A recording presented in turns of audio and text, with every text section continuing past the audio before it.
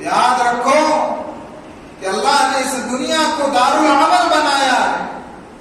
اور اللہ نے چھوڑ دے دی۔ جو بندہ اچھے عمل کرنا چاہے، نیک راستے کو اختیار کرنا چاہے، وہ اس راستے پر چلے، اور جو بندہ برے راستے کو اختیار کرنا چاہے اسے بھی ڈھیل ہے وہ اس راستے پر چلے۔ لیکن بعض مرتبہ برے راستے پر چلتے چلتے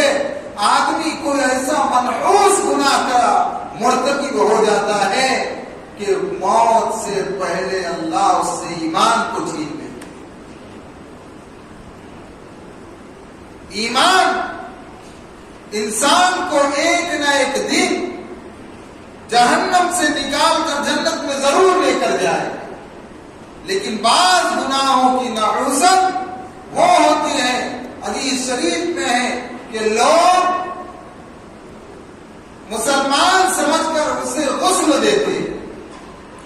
مسلمان سمجھ کر اس کی تجہیز و تکفین کرتے ہیں اور اس کی نماز جنازہ پڑھتے ہیں، مسلمانوں کی قبرستان میں اسے دفناتے ہیں، حالانکہ اس کے گناہ کی نحوست سے موت کے وقتوں میں شیطان اس پر قابض ہو کر اس کے ایمان کو اچک لیتا ہے۔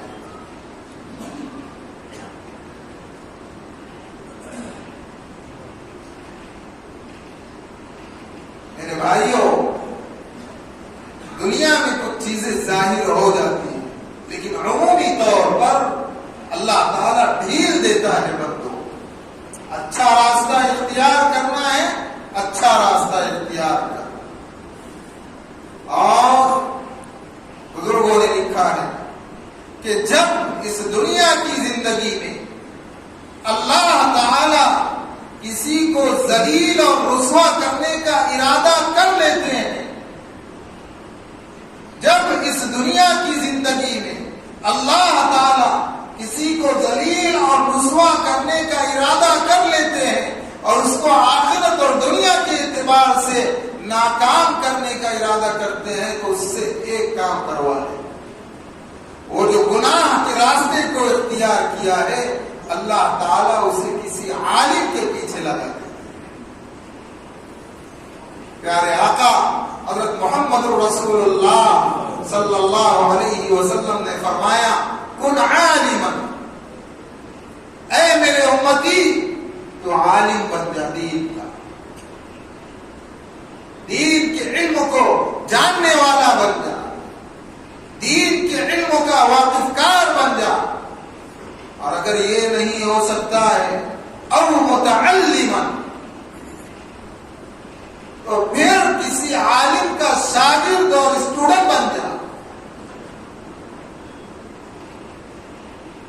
اور اگر یہ بھی نہیں ہو سکتا ہے او مستمعا، کسی عالم کی بات کو سننے والا بن جا، اور اگر یہ بھی نہیں ہو سکتا ہے تو کہاں او محبا، عالم دین سے محبت کرنے والا بن جا۔ چار چیز، عالم بن جا، متعلم بن جا، بات سننے والا بن جا علماء کی یا علماء سے محبت کرنے والا بن جا، ولا تکن خامسا فتہلک، پانچواں کچھ نہ بن ورنہ ہلاک ہو جائے۔ حضرت مولانا عبد الرشید گنگوہی رحمت اللہ علیہ، جن کی قربانیاں ہیں اس ملک میں، اور انگریزوں کے دور میں جبکہ اس ملک میں اسلام کی بقا مشکل ہو چکی تھی، وہ بزرگ جو خانقاہوں کے تنہائی والے کمروں میں اللہ کو یاد کرتے تھے، وہ بزرگ اور وہ علماء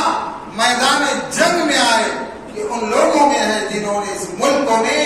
اسلام کو باقی رکھنے کی کوشش کی۔ یہ صاحب دل بزرگ تھے، رات و دن اللہ کی یاد میں مشغول بزرگ تھے۔ وہ کہتے ہیں کہ ارے اگر تم نتیجہ دیکھنا چاہتے ہو کسی عالم کی توہین کا، تو جس نے توہین کیا ہے اس کو قبر میں دفنانے کے بعد میں اس کی قبر کھول کر دیکھ لو کہ اس کا قبلے کی جانب سے اس کا منہ پھیرا ہوا نظر آئے۔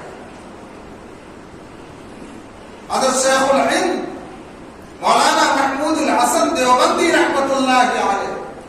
جنہوں نے 1857 کی جنگ آزادی کے بعد ریشمی رومال کی تحریک چلائی اور اس ملک میں اسلام کی بقا کے لیے قید و بند کی صعوبتیں برداشت کی، ہندوستان سے لے کر حجاز تک، حجاز سے لے کر ترکی تک، سعودی عرب تک کے مسلم حکمرانوں کو ملایا کہ مسلمانوں کا اسلام پر باقی رہنا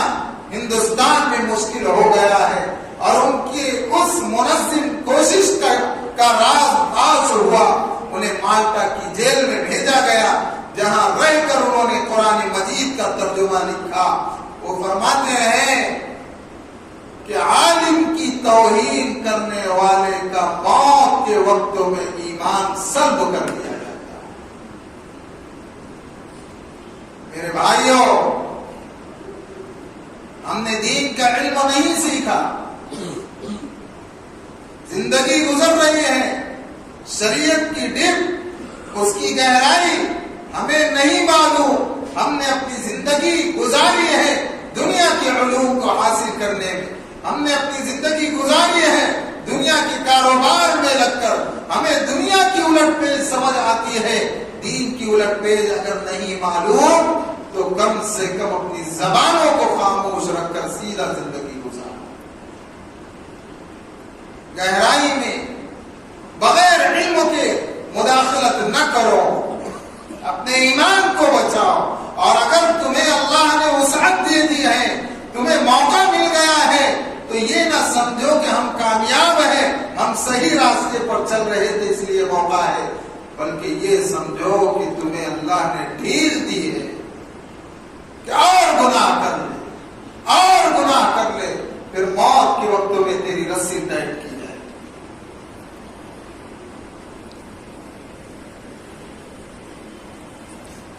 میرے بھائیوں،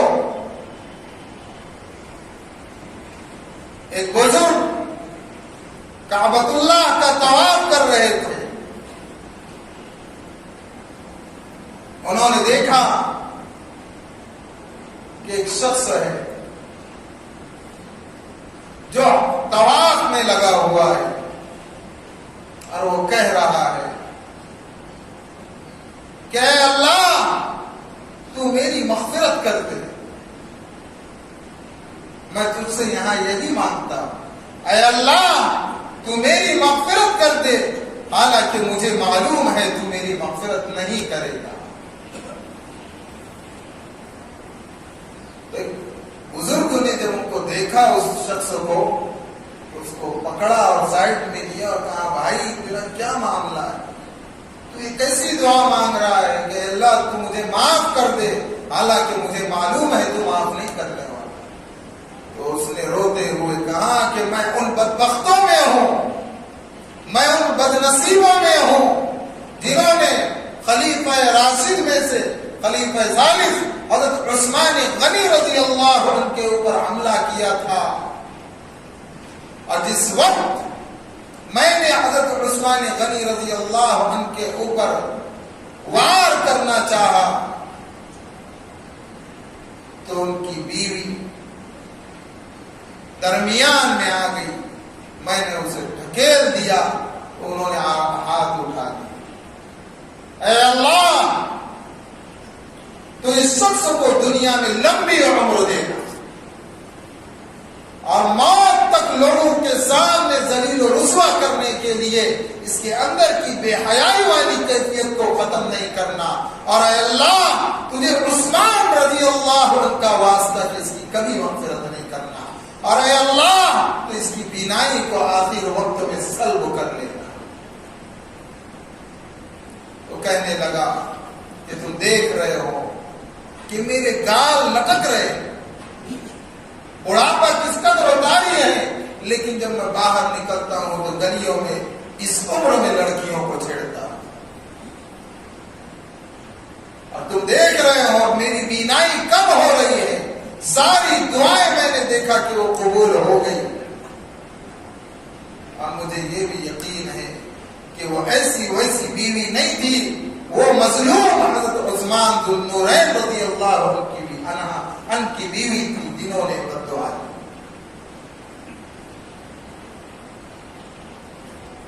حضرت حسین رضی اللہ عنہ کربلا کے میدان میں پہنچے ہیں، کئی گھنٹے گزر گئے، ساتھ والے سب چلے گئے، گھر میں خیمے میں مستورات تھی اور بیمار بیٹا حضرت امام زین العابدین رحمت اللہ علیہ اور ایک چھوٹا کم سن بچہ علی اصغر۔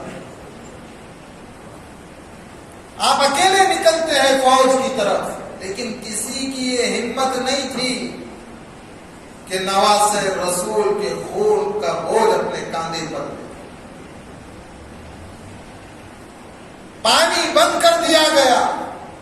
وہ بچہ علی اصغر جو اللہ کے نبی علیہ السلام کی چہیتی بیٹی حضرت فاطمہ الزہرا رضی اللہ عنہ کا سگا پوتا تھا، اس کو لے کر یہ بڑے پیار سے وہ بچہ تلملا رہا تھا، پانی کے قریب پہنچے اور جیسے ہی چلو بھرا کے بچے کو پلائے، ایک تیر آیا اس بچے کے گلے میں لگا۔ حضرت حسین رضی اللہ عنہ کا دست مبارک پانی اور خون کے ساتھ بھر گیا، اسی جذبات کی کیفیت میں آسمان کی طرف اسے اچھالا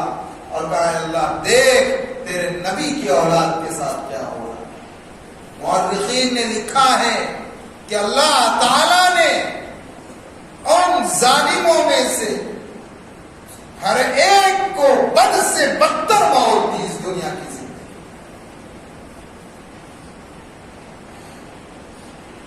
اور اگر تاریخ کو ہم پڑھ کر دیکھیں گے تو اللہ کے نبی حضرت محمد الرسول اللہ صلی اللہ علیہ وسلم جن کی نسل کو اللہ نے بیٹی کے ذریعے سے چلایا، اسی امت کے افراد نے 9 پشت تک آپ کی اولاد کو شہید کیا، اسی امت کے افراد۔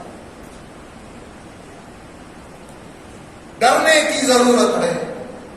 خوف کھانے کی ضرورت ہے میرے بھائیوں، دین کی عزت و احترام ہونا چاہیے، علماء دین کی قدر و منزلت دلوں میں ہونا چاہیے۔ اپنی جہالت کی بنیاد پر اپنی زبانوں سے ایسے الفاظ نہ نکالو کہ ان کے دل کی آہ تمہیں لگ جائے اور تمہاری دنیا و آخرت خراب ہو جائے۔ کن عالما،